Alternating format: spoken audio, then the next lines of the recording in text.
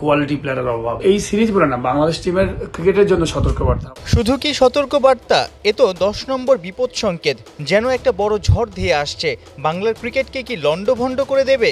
দেশে বিদেশে তুলনামূলক দুর্বল দলের বিপক্ষে একের পর এক অসহায় আত্মসমর্পণ। টাইগারদের অস্তিত্ব কি টিকে থাকবে? বোর্ডের নড়বড়ে পরিকল্পনা আর কোয়ালিটি ক্রিকেটারের ঘাটতি দেখে বেশ হতাশ সাবেক অধিনায়ক খালেদ মাসুদ পাইলট। বাংলাদেশ টিম এইখানে 3টা ম্যাচেই কিন্তু জিতা উচিত ছিল, ডমিনেট করা উচিত ছিল বাংলাদেশ টিমের। ফিল্ডিং যদি দেখেন, সেকেন্ড ম্যাচে যেভাবে আমরা ফিল্ডিং করেছি, এতগুলো ক্যাচ ছেড়েছি, ফিল্ডিং মিস করেছি, বোলিং এ কোনো ভ্যারিয়েশন নাই। টি-20 জন্য যে ভ্যারিয়েশন লাগে, একটা টেস্ট প্লেইং কান্ট্রির যে জিনিসগুলো হওয়া ছিল সেগুলো কিন্তু হয় নাই। কালচার নষ্ট হলে কিন্তু আলটিমেটলি নিচে দিকে যাবেন। কোয়ালিটি প্লেয়ারের অভাব। আপনি যদি দেখেন যে কোয়ালিটি প্লেয়ার ভালো রেগুলার ধারাবাহিকভাবে রান করবে, সেগুলো কিন্তু নাই। ঘুরে ফিরে কিন্তু যারা পারফর্ম করছে না, আবার হয়তো 2টা ট্যুর বা একটা ট্যুরের পরে আবার এসে ব্যাক করছে।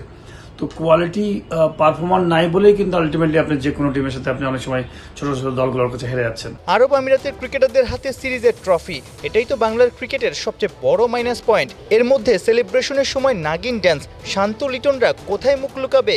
গেল বছর যুক্তরাষ্ট্রের বিপক্ষেও টি-20 সিরিজ 2-1 হেরেছিল বাংলাদেশ। সবাই সামনে আগায়, টাইগাররা যেন ছুটে উল্টো পথে, লজ্জায় ডুবে। ইউএই টিম আমার কাছে মনে হয় না যে এত ফ্যাসিলিটিস দিয়ে তারা ক্রিকেট খেলে। তাদের মধ্যে মানসিকতা ছিল যে বাংলাদেশকে হয়তো হারাবো, এবং আপনি যদি দেখেন যে তারা কিন্তু বেটার ক্রিকেট খেলেছে আমার কাছে মনে হয়। In the field, of the field, মাঠের বাইরেও কিন্তু ম্যানেজমেন্টের অনেক বড় দায়িত্বগুলো আছে। সেই দায়িত্বগুলোতেও কিন্তু ভালো কোয়ালিটি পেশাদারিত্বের পরিচয় দেখা যাচ্ছে না। তো মাঠের পারফরমেন্স তো প্লেয়ারদের কাছ থেকেও ঠিকভাবে আসছে না। তো আমি মনে করি অবশ্যই অ্যালার্মিং, এবং এখন থেকেই আমার কাছে মনে হয় যে অনেক লেট। তারপরে বলবো যে ঘুরে ব্যাক করা উচিত, বিকজ বাংলাদেশের ক্রিকেটটা একটা ব্র্যান্ড। বাংলাদেশের মানুষ এখানে অনেক, এটা হৃদয়ের একটা জায়গা।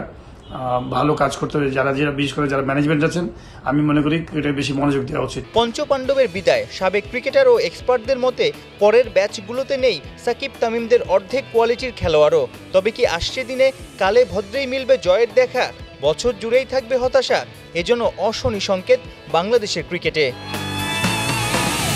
সাইফুর রূপক, ৭১।